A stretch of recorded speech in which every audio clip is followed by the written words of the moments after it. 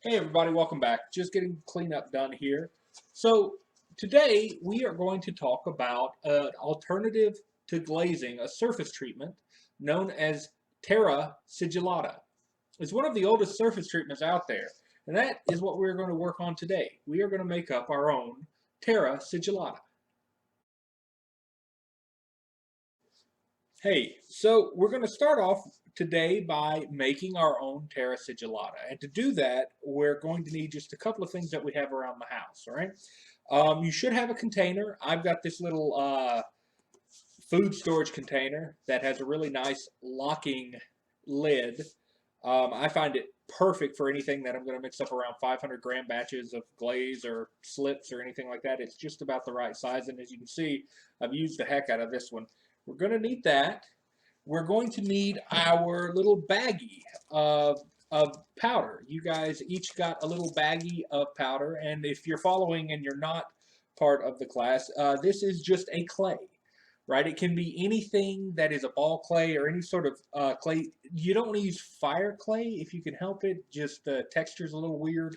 I mean, if you really wanted to use fire clay, you could, but you know, I would I would suggest a more ball clay, right? So we've got our little baggie of clay, right? We need our container. We need some water. So what I want you to do is open up your container. It doesn't have to be this sort of food storage container.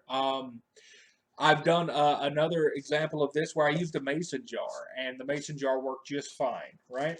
It just needs to be a container that you can seal the lid on, right? You want to open up your baggie, and you want to pour your dust into your baggie. Now, don't pour it up out in the open. You don't want the dust to get up in the air and you breathe it in. N95 masks are kind of at a premium right now, so if you're like me, you've gone and given them all away to to the hospital. So if you've still got yours, feel free to wear it. But if you don't, just make sure you're in an area that has a lot of aeration so that you don't sit here and breathe these particles in. You don't want to breathe these particles in, okay? But you just want to empty your bag into your storage container. If it's your food storage container, whatever it is that you're using, right? You want to get as much of it in there as you can. You don't have to get it all. I would suggest trying to get all of it, but see, I just spilt a little bit out there. So you want to empty as much of it in there as you can, right? So I've got my little clay dust emptied into my food storage container. Now I'm going to add a bit of water, right? And I am just going to fill it till it's kind of soupy, right? I'm not going to fill it all the way up. The other thing I really like about these food storage containers is you can, zip the top on them really tightly, and then you can shake the devil out of them, and they're wonderful for initial mixes. You still want to screen them if you're doing a glaze, but for our terra sigillata, it actually works really well to get our material mixed up, right? And you want to mix it about the consistency of a melted frosty, right? So it's going to be a little bit thin on the slip side of stuff, right? Uh, yeah. So you can see it's kind of drippy, right? Very wet, right? I'm just going to check and make sure it's all mixed up. Yep, it's all mixed up. There we go, right? And you can see it's actually a really lovely clay. Now, what the clay that we're using is Albany Slip. It makes an absolutely beautiful Terra Sigillata when it's fired out. OM4 ball clay, if you're following at home, makes a really good slip. Red Art makes a really good Terra Sigillata. Gold Art makes a pretty good Terra Sigillata. Yeah, EPK is okay, but I prefer the ones that have a little bit of a mineral content, right? So you can see here in our little container that it has settled a bit already, right? So that's about the amount of water we're putting in there, a little more, a little less. And that ends up being just under a quart, right? The whole thing, not a full quart of water, but the whole thing together ends up being just under a quart, right? Good. Okay, so we have our clay sitting in water, hydrated. It's kind of soupy. It's like a melted frosty, if you will, or a melted milkshake. Um, just under a quart, right? Now we want to do what's called deflocking, right? We want to knock the charges off of the particles of clay. Now, I don't want to get too technical, but essentially one of the things that helps keep clay particles floating in water is a magnetic charge on a microscopic level. They sort of push against each other, and the particles just sort of keep each other sort of floating together, and it takes a long time for them to settle out. What we're going to do is we're actually going to manipulate those particle charges so that the different pieces of clay are going to settle out based on their size, um, relative to one another, right? So they're going to start settling out according to size. And that's going to be real important. You'll see why later. Rather than them staying in this sort of like slurry, you'll actually start getting the separation. It's kind of like if you guys lived through the 90s, those Jello parfaits where you would like mix them up and then they would separate in the fridge. Am I the only one who remembers those? Yeah, there you go. But to do that, what normally you would use is you would use this stuff called sodium silicate. It's very powerful for knocking the charges off of particles. I bought this down at Mid-South. Wonderful gals down there at Mid-South. If you ever need anything, head down there. They'll take care of you.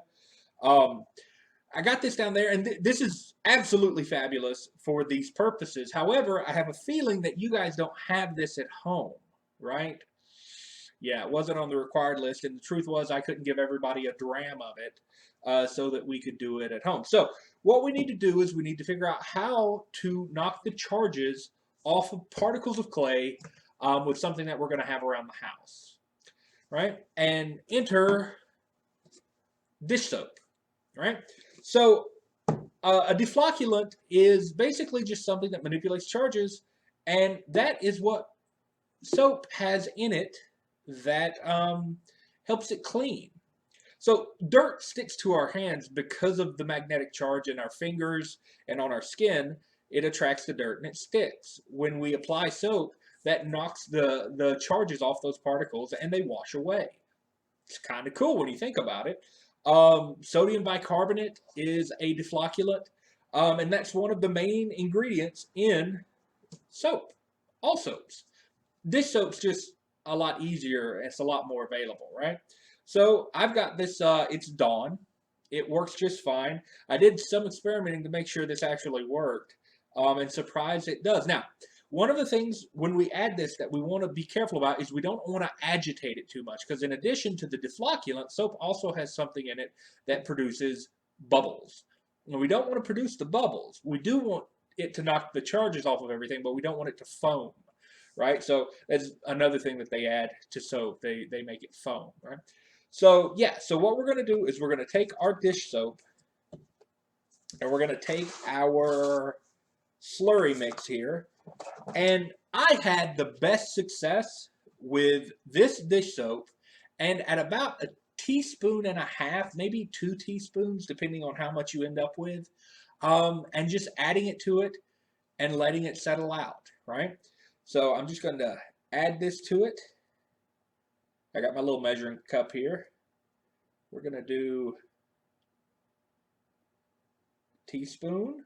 Look at that. And you'll notice immediately when you do that, the surface of the slip changing, it's going to separate a little bit.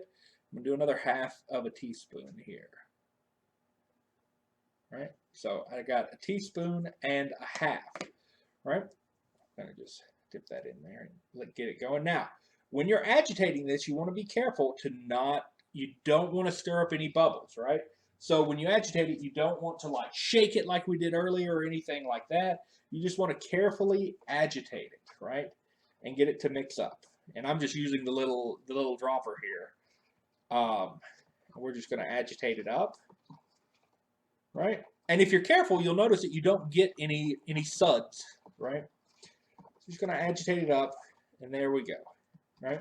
You're just trying to get the soap distributed evenly throughout the mixture, right?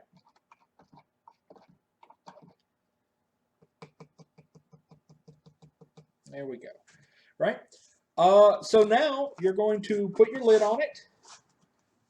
You're going to set it down, and you're going to walk away.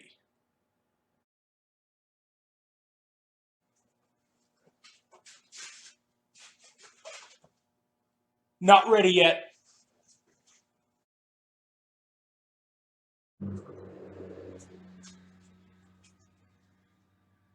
Not ready yet.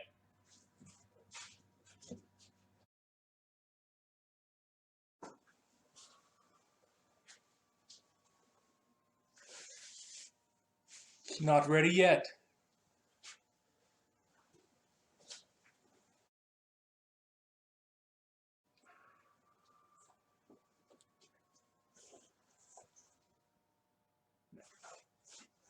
Ain't ready yet.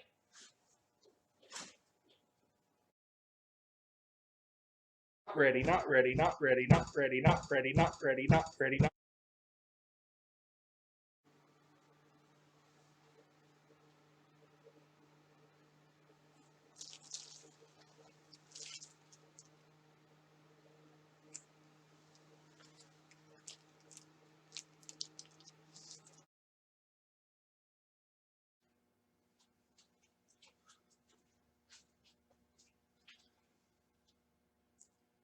It's ready.